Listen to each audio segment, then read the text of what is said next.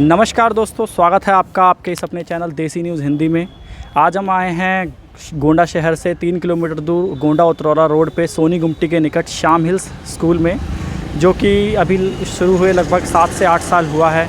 तो हम बात करते हैं इसके ओनर से कि इनको स्कूल खोलने की प्रेरणा कैसे मिली और स्कूल में क्या क्या सुविधाएँ हैं और बच्चों को कैसी शिक्षा प्रदान करते हैं, और देखते हैं कि इन्होंने शिक्षा क्षेत्र में इस क्षेत्र के लिए क्या क्या कार्य करे हैं। तो चलिए अंदर चलते हैं, आइए।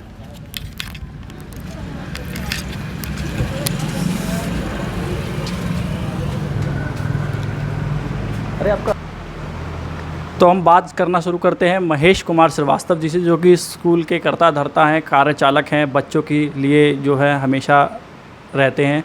तो हम बात करते हैं। सर, अपने बारे में थोड़ा बताइए हमारी पब्लिक को कि मतलब आपको स्कूल खोलने का प्रेरणा कहाँ से मिली और लगभग कितना समय हो गया है इस स्कूल को आपको चलाते हुए। मैं महेश श्रीवास्तव, इस विद्यालय का मैनेजमेंट मैं ही देखता हूँ।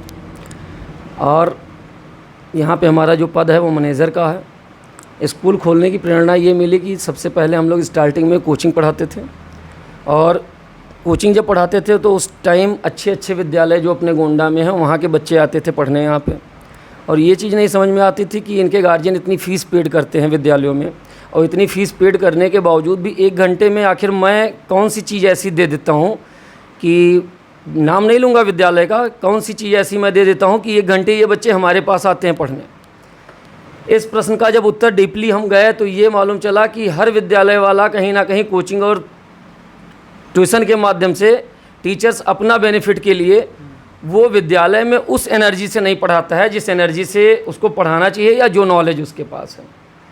धीरे धीरे पहले हमने यहाँ पे स्टार्ट किया क्लास 6 से लेकर क्लास 12 तक। उसके बाद में जब हमने देखा कि क्लास 5 और फर्स्ट तक के बच्चे हमारे यहाँ कोचिंग में आने लगे तो हमको ये समझ में आया कि एक काम करो, एक ऐसा विद्यालय खोलो। हमारे एक मित्र हैं पांडे जी, जो हमारे साथ पढ़ाते थे। हम लोगों ने बैठ के ये बात किया कि एक विद्यालय ऐसा खोला जाए जहाँ पे कोचिंग और ट्यूशन की ज़रूरत ना पड़े। अगर ईमानदारी से हम लोग 4 से 5 घंटे किसी बच्चे को विद्यालय में पढ़ाएं तो ट्यूशन कोचिंग की ज़रूरत नहीं है। 1 घंटे में कोई क्या पढ़ाएगा। यहाँ पे मैं मोटिवेट हुआ कि हाँ, विद्यालय हमको डालना है।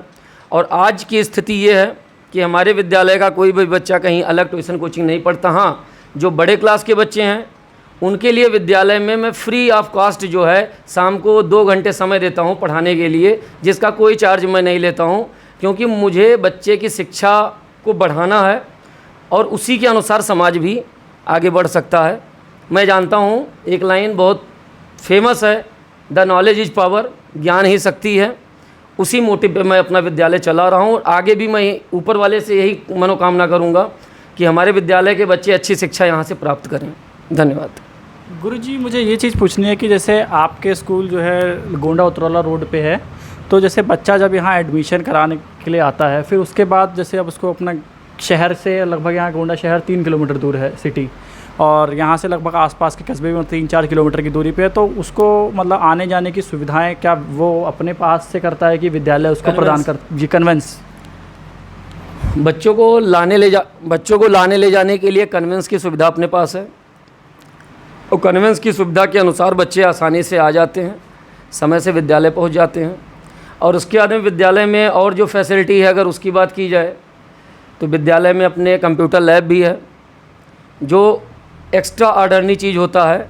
हर विद्यालय में कंप्यूटर लैब का नाम तो होता है, लेकिन पता लगता है कि बच्चों को प्रैक्टिकली नहीं कराया जाता। हमारे यहाँ एक्टिविटी सैटरडे और फ्राइडे कंप्यूटर लैब नेसेसरी रहता है।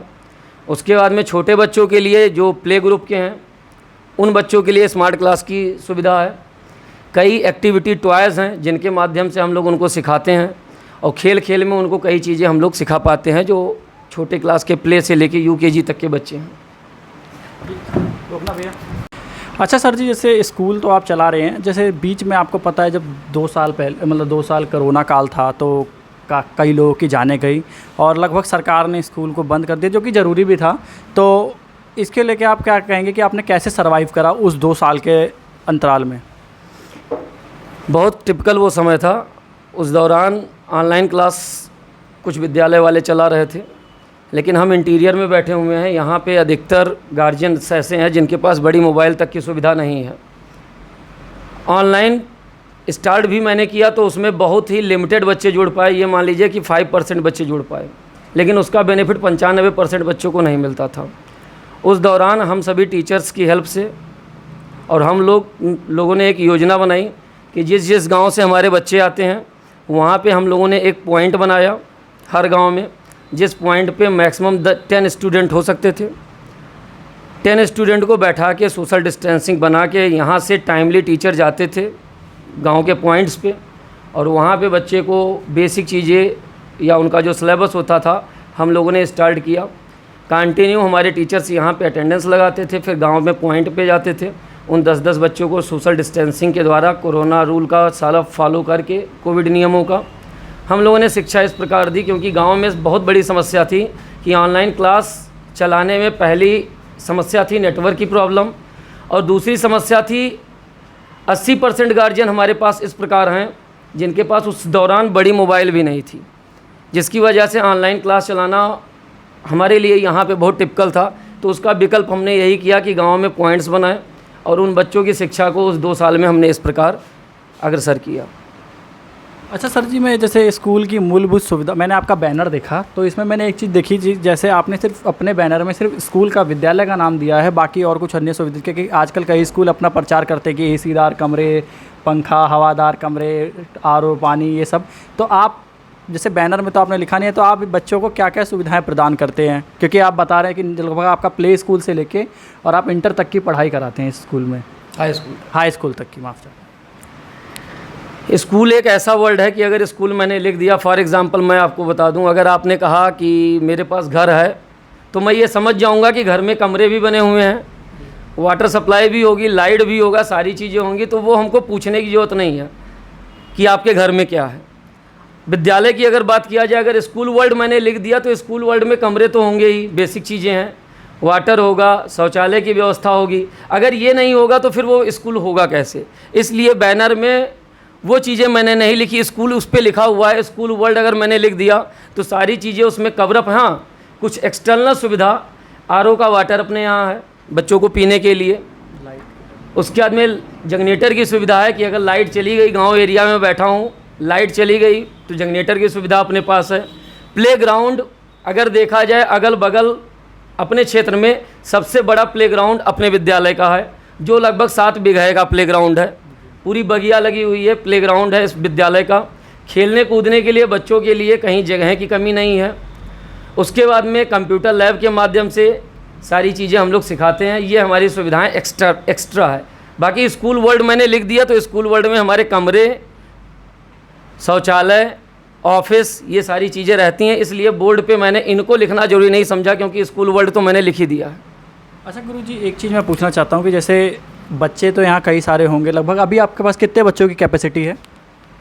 इस समय अपने पास 447 का स्ट्रेंथ है, 447 का स्ट्रेंथ है। कोविड के पहले ये स्ट्रेंथ हमारा 500 प्लस था। कोविड के बाद जो है इस समय जो स्ट्रेंथ है वो 447 का है। और लगभग स्कूल में अभी आप कितने बच्चे, मतलब अभी तो जैसे कई लोग, इतना तो स्ट्रेंथ है, मतलब कितने बच्चे आप संभाल सकते हैं? मेरे कहने का मतलब स्कूल की कैपेसिटी कितने बच्चों की है? एट ए टाइम स्कूल की कैपेसिटी 600 बच्चों की है। अच्छा गुरुजी, मैं ये चीज़ पूछना चाहता हूँ, जैसे कि स्कूल में मतलब सुविधाएं तो हैं, कि बच्चों की सुरक्षा के लिए आपने क्या क्या इंतज़ाम करा रखे हैं? क्योंकि कभी भी कुछ भी घटना हो सकती है, तो उस घटना को, जैसे बाई चांस बच्चा बीमार पड़ गया या कोई और सुविधा है, जैसे बच्चों की सुरक्षा के लिए आपने क्या क्या इंतज़ाम करे? क्योंकि कुछ भी घटना हो सकती है, बगल में चौकी तो है ही, आपने देखा, तो उसके अलावा आपने अपनी तरफ से क्या क्या इंतज़ाम करें? बच्चों की सुरक्षा के लिए सबसे पहले अपना विद्यालय रोड पे है। रोड पे होने के कारण रिस्क ज़्यादा रहता है। छुट्टी के टाइम में, जब छुट्टी होती है उस दौरान टीचर्स जाते हैं, रोड पार कराते हैं। उसके बाद में छुट्टी के पहले कोई भी बच्चा, 3 गेट अपने विद्यालय में लगे हुए हैं, 3 एंट्रेंस पॉइंट है। एक स्टूडेंट के लिए है, एक ऑफिस का एंट्रेंस पॉइंट है, एक गेम फील्ड का एंट्रेंस पॉइंट है। तीनों पॉइंट पे मेन गेट पे आया जी और सिक्योरिटी गार्ड बैठे रहते हैं, और बाकी जो 2 स्थान हैं वहाँ टीचर्स और प्रिंसिपल बैठे रहते हैं। विद्यालय की छुट्टी होने के बाद में रोड हम लोग पार करवाते हैं।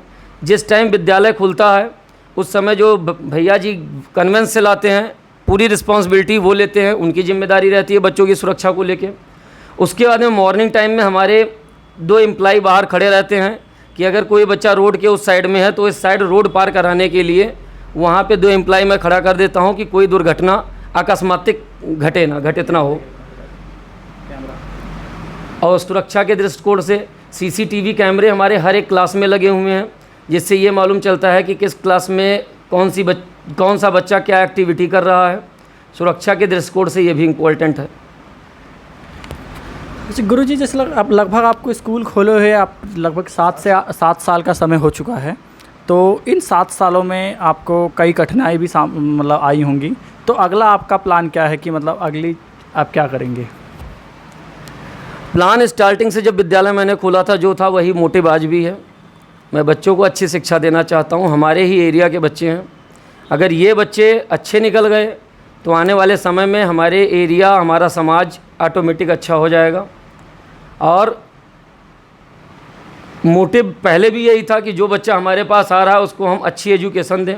आज भी वही मोटिव है और आगे भी यही मोटिव रहेगा कि जो गार्जियन अपने बच्चे को मेरे हाथ में सौंप के जाए उसको मैं शिक्षित करूं, और शिक्षित करने के साथ साथ उसके अंदर संस्कार भी होना चाहिए।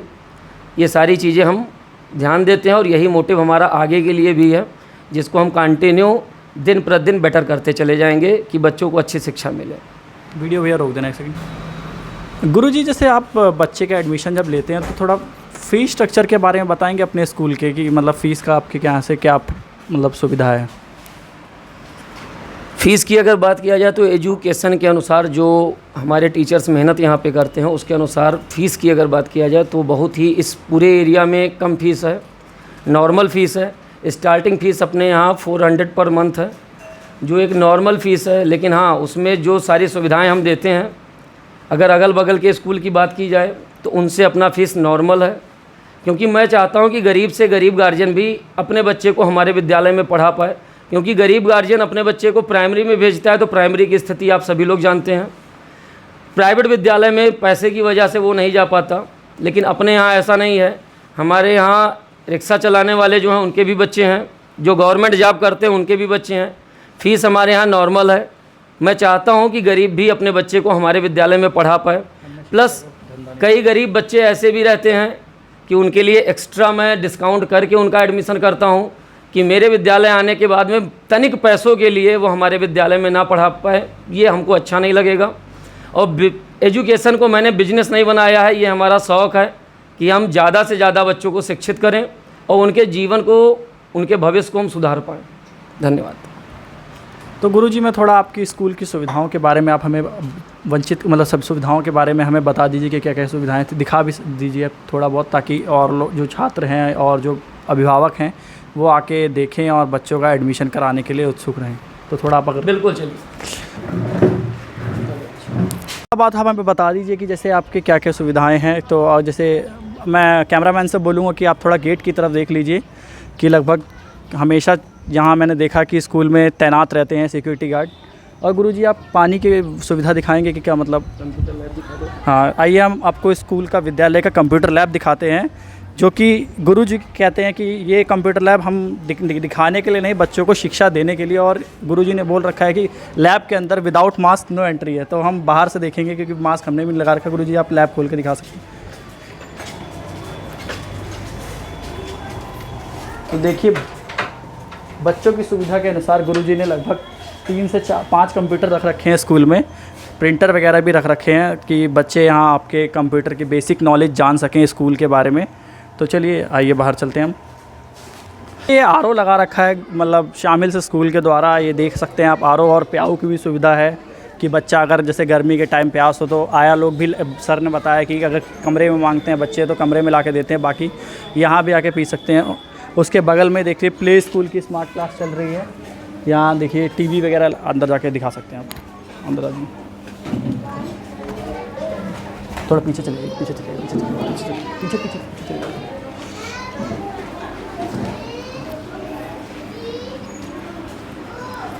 ये देखिए बच्चे पढ़ रहे हैं, शिक्षा ले रहे हैं। ये smart class. Ma'am, smart class का टाइमिंग क्या क्या है? मतलब कि ये टीवी हमेशा खुला रहता है? अभी तो बंद कर दिया गया है, बच्चे स्टडी कर रहे थे इसलिए बंद कर दिया गया है। मैम, मतलब जैसे बच्चों की क्योंकि छोटे बच्चे हैं, प्रॉब्लम पढ़ाने में इनको आती है, तो आप थोड़ा बताइए कि आप उस सिचुएशन, जैसे बच्चा अभी बीमार पड़ गया, तो आप उस सिचुएशन को कैसे हैंडल करते हैं, थोड़ा बताएंगे? आया जी को बुलाते हैं, अगर बुखार है तो दवाई दिया जाता है, फिर उसे गार्जियन को बुला के भेज दिया जाता है। आप अपना नाम बताइए। आभास किन मिश्रा। मैम मारती तो नहीं है? पढ़ाई अच्छे से करते हो? लंच कर लिया? हाँ। बात करके अच्छा लगा। हम आशा करते हैं कि आप इस स्कूल में एडमिशन कराएंगे, क्योंकि ये जो स्कूल मैंने यहाँ आके महसूस करा कि इन्होंने शिक्षा को एक पैसा कमाने का ज़रिया नहीं बना रखा। स्कूल को ये क्वालिटी एजुकेशन पे काम करते हैं, बच्चों की मानसिक और शारीरिक शिक्षा पे काम करते हैं। और बाकी आप आके देखेंगे, अध्यापक जी से बात करेंगे, मैनेजर जी से, और अन्य शिक्षकों से भी बात कर सकते हैं, अन्य बच्चों से भी बात कर सकते हैं। तो वीडियो अच्छा लगा, प्लीज़ इस चैनल को लाइक, सब्सक्राइब और शेयर करें। देसी न्यूज़ को देखने के लिए धन्यवाद। जय हिंद, जय भारत।